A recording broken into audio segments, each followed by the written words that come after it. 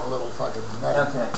Anyway, I have Dwayne Rowe here with me today, and Dwayne contacted the Workmen's Compensation Board 3 or 4 weeks ago, and made application through the Freedom of Information, or no, he made a request to the Audit Department of the Workmen's Compensation Board. He contacted Brad Fraser and Leo McKenna to get an audit on all of his accounts. From 92 on. Yeah. Now, when you first called up, they tried to put you off, didn't they? Oh, God. Well, when I first called, it was January 16th, and I asked them over the phone if I could have an audit done on my account. Yeah. So I had to take my mom to the hospital is what it was. So I called back, and the girl on the operator, I guess she'd be, she said, "You mean they have 24 hours to respond?" I said, "No, that's fine." I said, "All I'm asking for is an audit from 92 till today on every dime that went out underneath my name." And then Brad called you back. And then I never got a hold. Brad never got a hold. Brad Fraser never got a hold of me until, oh my goodness, it must be, later? Oh yeah, 7 or 8 business days later. So he got a hold of you a week and a half later, and he told you at that point in time that he couldn't give you the audit? Oh yeah, it was going to be way too much work for his staff to go through all that, and I wasn't really entitled unless I had a specific thing I wanted to know. Yeah. But and I wanted my whole audit. I didn't want it specific. I wanted from day one, every dime went out the door. Until today's period, I wanted to know where it went. So you come over here, and we sat down and put a letter together and sent it in to the WCB, putting the request in. And to the Minister of Labor. Yeah, we sent the letter to Leo McKenna and Brad Fraser to get this audit done. Well, we got the audit. We got the audit. And you haven't gone completely through it yet. Not You just opened it up over here. Through the top.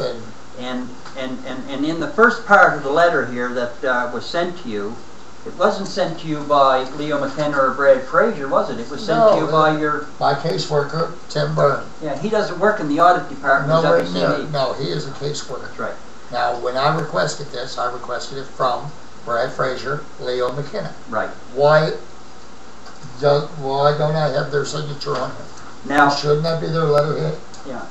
In here, we've gone through this, and it states here that in January the 6th, 2009, you received monies for your medical aids and temporary lost earning replacement benefits. I don't remember receiving that yet. Yeah. But anyway, then they give a figure down here, which we're not going to disclose right at this given time, but the figure that they give you, it says the net paid for those benefits total X number of dollars.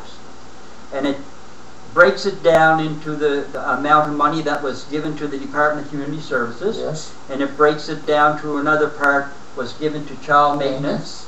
And it gives what's left over to you. Yes. Now, when you filed your income tax last year, was that the amount that you filed? No, that's over by quite a bit of money. I would probably say you're looking at a difference there of what? $12,000 to $15,000. $15,000 in the difference. They are claiming that they sent you that you never got. Never received. So well, actually, they're telling me that I received that one lot of money. Yeah. But yet I didn't receive that one lot of money. And then when you look at my T4 slip, that's nowhere near what I received either. No. I mean, that's just an outrageous amount of money. Yeah. That I still don't have a check with my signature and my bank stamp on it for that amount of money. That's right. So I kind of like to know where that is. Means I had to file taxes on it. Now you were all done with paying child maintenance last year, weren't you? As of June of last year, I was totally, completely finished. The judge signed off on it. Well, then, can you explain why the audit department of the Workmen's Compensation Board sent that amount of money, $2,500? $2,500 they sent to child maintenance, and they knew back June or July, because I had to hand deliver a letter to them that showed that this was over with. But yet, 7 months later, they're sending in $2,500. And you know, just unbelievable. Yeah, and you also know from before that when the Workmen's Compensation Board paid out community services, they overpaid them. Oh yeah, by almost $10,000. And then when they paid out child maintenance, they overpaid them. $5,000. Yeah. So community services, it did reimburse you?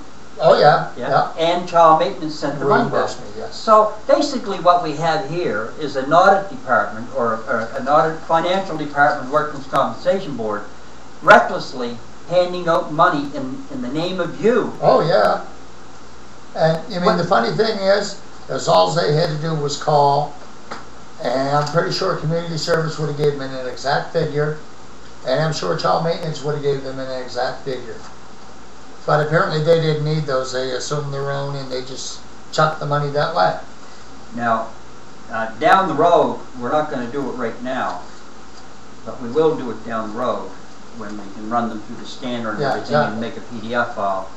We'll give the business community an idea of how their money was spent on you in the last 17 weeks. How their money was wasted on me in the last, well, it would have been actually 17 weeks in Moncton, and the 2 or 3 months before that, after I went to, it's called LifeMark now, but it used to be called Columbia Health. And I mean, it's a bought and paid for medical facility by Workmen's Compensation.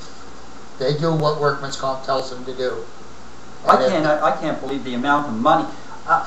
What's shocking to me is that for 15 years, you were out of the WCB system, according to them. Yep. You are on community services. Your doctor is getting prescription medication for your pain and your problems due to the accident. Yep. And these guys all of a sudden, out of the goodness of their heart, decide they're going to put you back in the system and start sending you off to rehab. And what it wasn't rehab. God, what no. It was basically they were looking for the right documents to be written by somebody that would get rid of you out of the system. That's exactly what they were looking for, and they found the right fella in Moncton. And that's what these clinics do. Exactly. They write the reports to suit the Workmen's Compensation Board, Yep. and the business community pay for it. Yep. Through the nose. Pay for it through the. I mean, what the Workmen's Compensation System, in my mind, has done. They're their own little world. Yep. And they're like a wagon wheel. Oh yeah, and they got a bubble around it where nobody can get in. And this wagon wheel, they're the hub of it. Yep. And each spoke that runs out is a direct line to service industries associated with the Compensation Board who are thriving on the injured worker's back. Oh yeah, and can't wait to do it. Yeah. And they're making money, and they know at the end of the day, while they have you in these programs, eventually when they are satisfied with the amount of money they made off you, they're getting rid of you, and that's what the workers. Oh, that's their whole point, is to get you off their desk, because if they get you off the desk early enough, they get a little bonus too. So what we have here, Dwayne, really, and we're going to go through all these papers and cross-reference them with other audits that you've had done, but really what we do have here is we have a law, the Workmen's Compensation legislation, that is geared so the caseworkers and the people associated with the board can screw you every way they want. Threaten you and intimidate you and cut you off. And bully me. And they can, the power to tell a mom and pop operation or a small painting company who has 3 or 4 employees that they are going to pay those fees, and they're obligated. I think there's a month in there. I was just skimming through it when I went through Career Essentials, so I could learn how to fill out an application again and do up a resume that was 15 years old. Anyway, I'm looking through that in my pay period, and it looks like I didn't miss a pay period at all, but in reality, I missed a whole month's pay. But somewhere in there, it looks like I didn't miss it at all. I'm going to have to go through that and find it, but I will, and we'll put that live and on TV. I think we're about 10 minutes, aren't we? Yeah. But anyway, what I'll do is we'll shut this one off here. We're going to sit down and have a little chat about something else. So this is Dwayne's audit, and it will be eventually set up so everybody can see it, and the employers can see it, and just see how they're being ripped off.